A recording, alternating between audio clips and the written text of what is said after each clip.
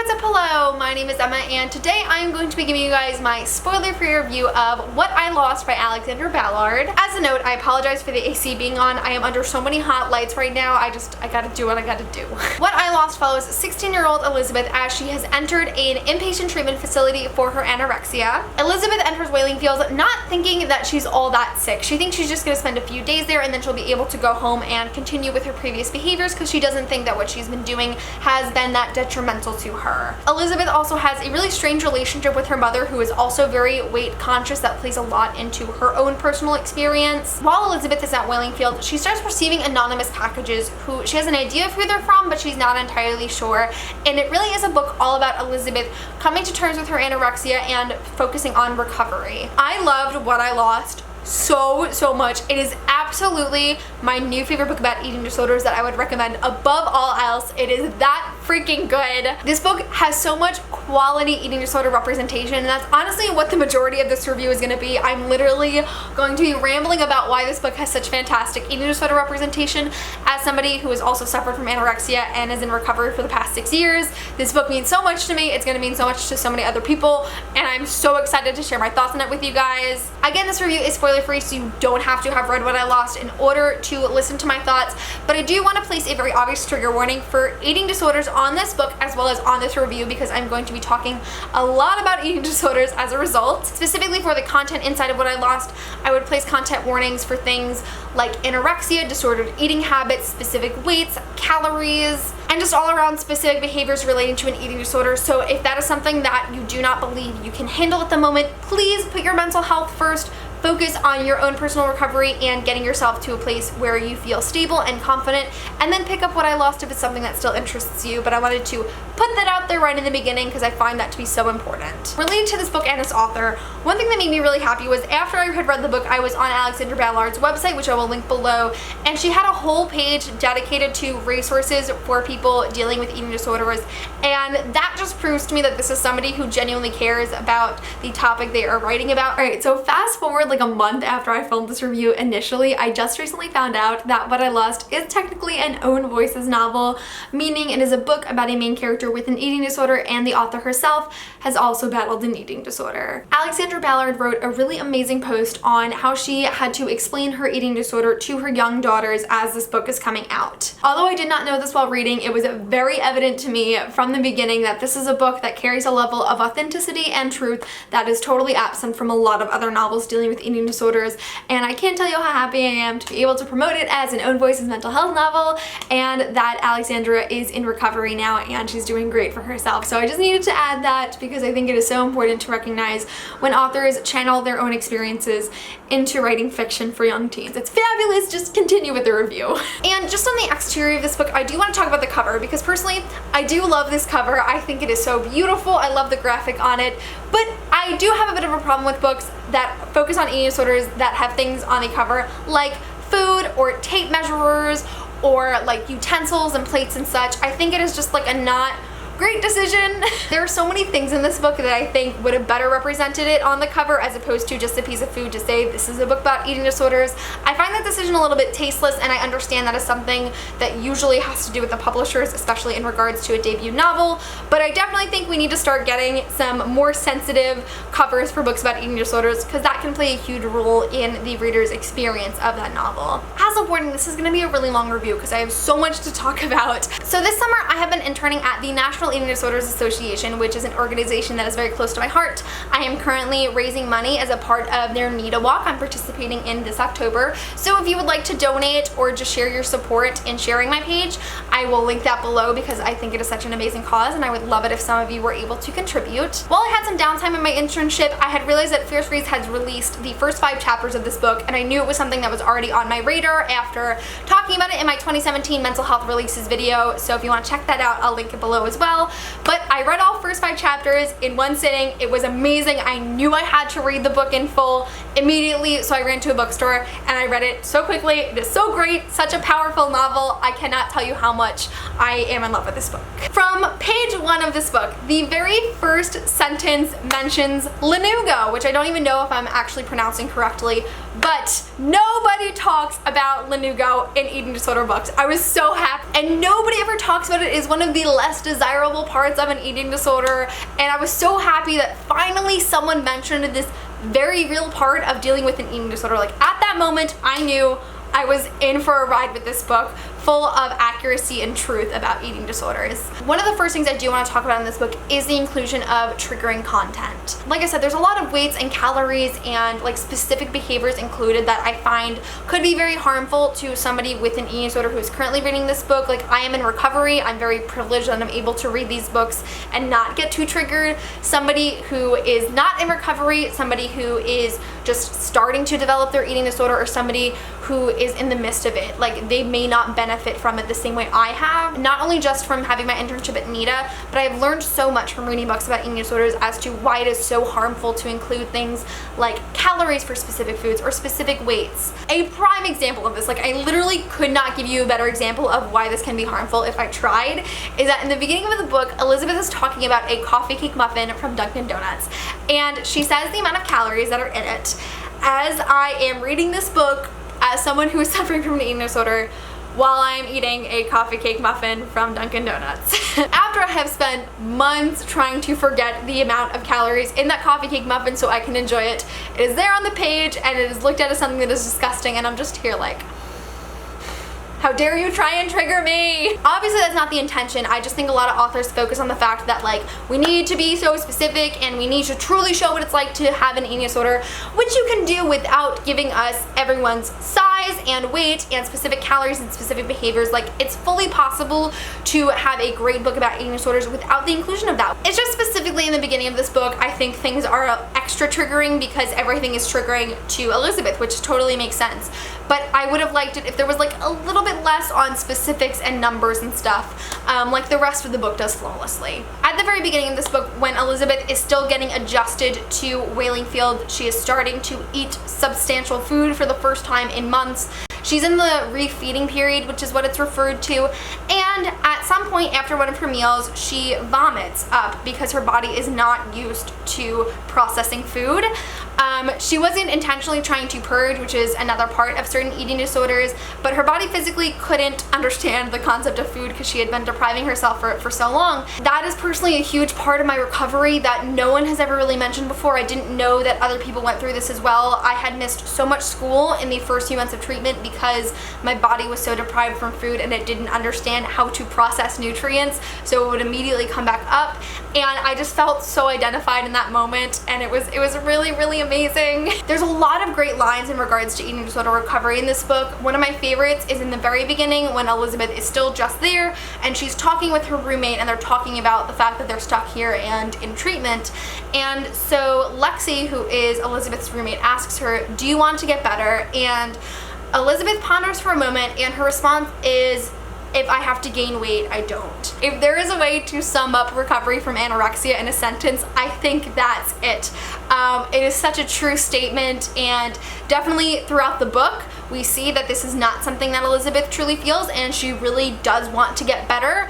But in the moment when you first enter recovery, that's a very common thought. And again, I felt so identified. Like I felt like I was reading me at 15 entering recovery for the first time. It was so great. Even 6 years into recovery, that's something I still consider all the time. And to see that printed on page and for somebody to recognize that this is a thought that somebody, even just one person with an eating disorder has, is a really amazing feeling. There's another really great line from Lexi where she's talking about the cycle of eating disorder recovery because it's not linear. Like there are so many ups and downs to eating disorder recovery, and I think she really summarizes, at least inpatient, in this, where she says you basically have two choices when you're here. You can either refuse to do everything and then eventually they'll kick you out. That's what happened to me in my last place. Or you can do what they tell you, get fat, go home when your insurance runs out, and do it all over again. It's up to you. And the reason I love that is because it not only focuses on the issue of money in regards to eating disorder treatment and how the only people who can really access treatment are the people who can pay for it. Like eating disorder treatment is extremely expensive and your insurance eventually stops paying for it. So I love that they touched on that really briefly. But the significant point of this is 35 pages into the novel. Elizabeth says, "What about the girls who want to get well?" This is a thought of Elizabeth. She refrains from saying it because she doesn't want to be under the impression that she wants to get better and she wants to eat. But it showed me from the very beginning that Elizabeth wants to recover. She wants to get better. She wants to nourish her body. She wants to have a healthy relationship with food, and she wants to live the life she hasn't been able to live for all of these months because of the control of her eating disorder. And I think that was just so important to include in the beginning of the novel. It really set up the atmosphere for the rest of the book because, like I will say over and over and over again, this is a book about recovery, and that is probably why it is so important to me. This is a book that is a prime example of why recovery is so important and how it's possible, and that is why I love it so much. Another thing I absolutely love about this book is the fact that there is so much medical information throughout the entire book. If there's one sentence I can use to sell this book to you, it's that this book does not glamorize eating disorders in any way, shape, or form. In addition to this book being focused on recovery, which is so amazing and so necessary, it shows the dangers and the consequences and the gross parts of eating disorders. Like, I don't think anyone could read this book and say, I want this life, with all of the correct and accurate information that is included. For example, I mentioned the very first sentence of this book mentions Lanugo, and it is definitely one of the less desirable parts of an eating disorder. Nobody thinks about that when they think of girls who are starving themselves or restricting their food intake. One of the main characters in this book finds out that she has developed mitral valve prolapse, which is a very serious heart condition that can develop from an eating disorder like anorexia. It is very, very serious, and that character does come to realize how serious that condition really is, and I think that was important. There's talk of the kind of different levels of eating disorder treatment where, you know, you have outpatient counseling, you might have intensive outpatient, you might have day programs, then you get to where Wellingfield really is, where people are like living there as they are recovering, which is a step before like severe hospitalization and the different types of feeding tubes that some people have when they refuse to eat. Orthostatic hypotension is included, which is a drop in blood sugar when you stand up. Again, very serious side effect of dealing with an eating disorder that I'm so happy they included. We talk about the foundations of eating disorders, how it is related to genetics, but not necessarily every single person who has an eating disorder parent will have an eating disorder themselves. They also talk about how there are current research, like this is very recent research included, that there are certain genetic markers for eating disorders, but there is not enough research to be conclusive. Osteopenia and osteoporosis, which is another very, very serious side effect of dealing with an eating disorder like anorexia. The girls have to go for tests, and it is like a very intense, suspenseful moment because, again, it's a huge condition that is lifelong and a lot of people deal with it. One of the characters in this book finds out that she has osteopenia, which is like the step before osteoporosis, and she's elated at that response. She says, I might not have messed up my body so badly. Like, before I thought it was too late, but now I might actually have a chance. And that is something that I really identified with when I first got my menstrual cycle back after having the diagnosis of anorexia, which leads me into the next part of medical info. Like I said, there was so much in here and it's great, is that about like halfway through the book I was getting a little disappointed because they didn't mention amenorrhea, which is the loss of a menstrual cycle and a huge marker of an eating disorder. But our main character does get her period back, which was very exciting for me because not only is that a sign of her recovering, like at least in a physical sense, but she also dealt with some of the shame and embarrassment that can come from getting your period back after having an eating disorder. At least in recovery from an eating disorder, when you have suffered extreme changes to your body, having it return back to a healthy state can be a very shameful time because our eating disorders teach us that this is a sign of failure and this is something that we should not want or something that we should be grossed out by. So when Elizabeth gets her period again, she starts feeling like an outsider among the girls because she's the first to get it back and she feels like they think that she is weaker or that she is less than them. And although that's obviously not true, and she later realizes that this is a really great sign, it's a very valid experience, and that's great. There's just so much important, correct medical info in this book that made me so happy as somebody who is not only a sufferer, but as well as somebody who is hoping to treat eating disorders in the future. I was so pleased with the amount of accuracy in regards to medical info and dangers of eating disorders. I really could not be happier with that execution. There was one line in this book that I really wasn't particularly a fan of. One of the nurses is trying to get Elizabeth to eat her lunch, and she says to her that she has a disease, which is true. Anorexia is a disease in a certain sense, the same way that alcoholism is a disease.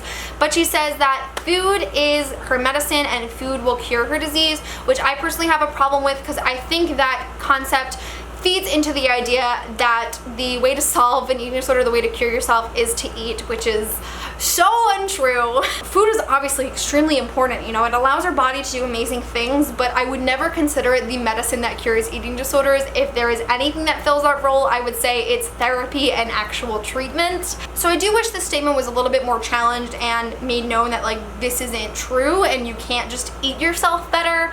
But there's so much good in this book that like I want to mention the critiques, but they really just don't take away from how amazing this book was. So another slight critique of this book is that there isn't a huge acknowledgement of different types of eating disorders or diversity among people who are afflicted by eating disorders. The majority of girls that Elizabeth is staying with at Wallingfield have anorexia nervosa, and there is one girl that is suffering from bulimia nervosa. So I would have liked a little bit more of a kind of message that there are other eating disorders than these two that we see in the media over and over and over and over again. But I do have to say, within this novel, I completely understand that Wallingfield is a specific type of treatment center that happens before hospitalization, so it is reserved for a very distinct group of people with eating disorders. That's not to say that other eating disorders are not deserving of treatment or that they aren't as dangerous or as serious, because absolutely they are, but like this book focuses on a very specific population. Wallingfield is a treatment center that is very focused on people with very serious health risks as a result of their eating disorder. They're very focused on the refeeding period, which is why mostly people with anorexia are being represented in this novel. Contextually, I fully understand why this book focuses mostly on people with anorexia and one patient with bulimia, so I'm not mad about that because I get it, but I do wish that there was a little bit more of diversity and inclusivity in the patients in regards to things like ethnicity or sexuality. In regards to the one bulimic character we had, I was a little upset in the very beginning of the introduction of her character because I don't think the treatment of her was very fair. Within the eating disorder community, especially among people with anorexia, there is a huge stigma against people with bulimia. It's kind of ingrained into our community and it's something that we have to work through in recovery.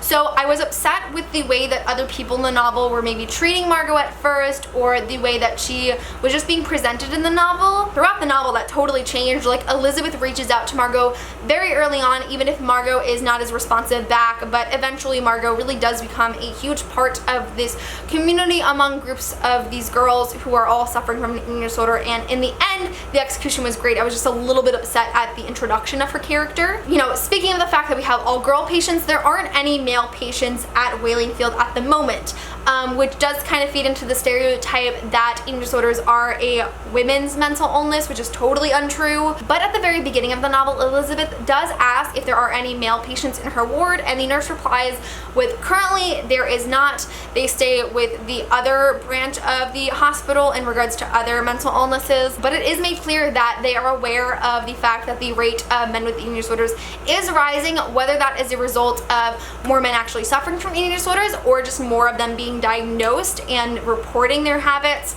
And they are trying to create a men's ward for eating disorders in the future. So it's not like the best representation for males with eating disorders, but it is at least acknowledged, which made me happy. Another really interesting part of this book is the relationship between Elizabeth and her mother. Like I said, Elizabeth's mother is very focused on weight. You know, we have a lot of flashbacks in this book that can also potentially be very triggering, and a lot of them do involve Elizabeth's mother, as she has said some really hurtful things to Elizabeth, and we've seen how her eating habits have affected Elizabeth and how she does not model proper recovery behavior for somebody with an eating disorder. I was definitely able to see a lot of my own experiences in the relationship between Elizabeth and her mother, definitely not to that extent whatsoever.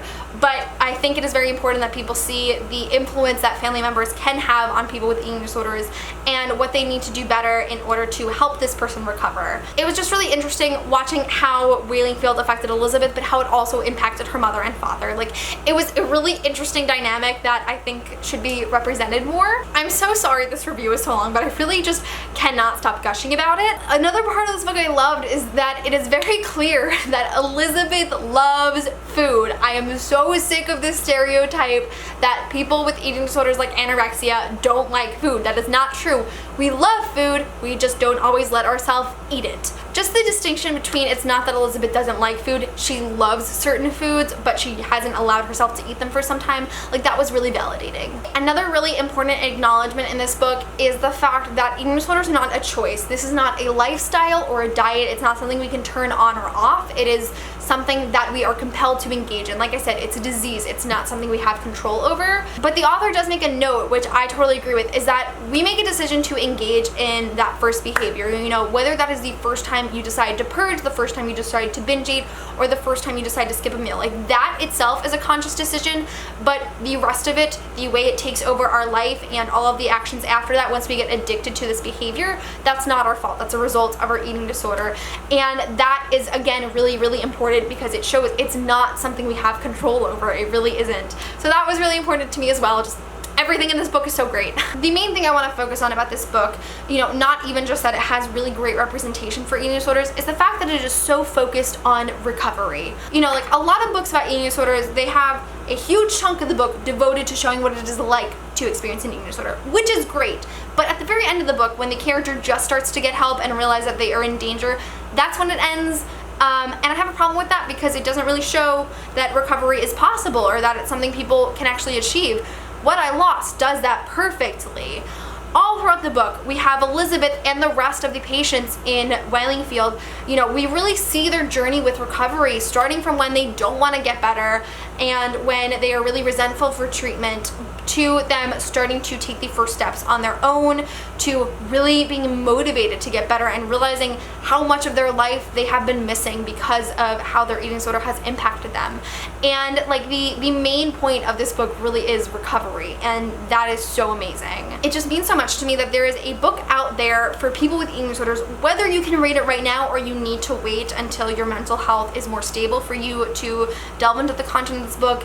It warms my heart to know that, like, someone can pick up this book and they'll really learn how amazing recovery is and all of the ways that it can change their life for the better, and that just makes me really, really happy. And my final thing about the book, other than the fact that recovery is possible and that's amazing and that is the message of this book, I felt it ended a little too abruptly. I don't know if I'm just being greedy and I wanted more, but at the end point of this novel, like, things ended on a perfect note. Like, I am so satisfied with the ending of this book, I cannot tell you, but I really would have liked just a few more chapters, even just like an epilogue a few months into the future as to where Elizabeth is now. I think that would have been a great asset to the book, but like I said, like, where it ends is satisfying. It ends on the note that it should, even if I felt there should be a little bit more. Like, the message and the place that Elizabeth is in when this story ends is so important, and that's important to me. So that is really it for my review of What I Lost by Alexandra Ballard.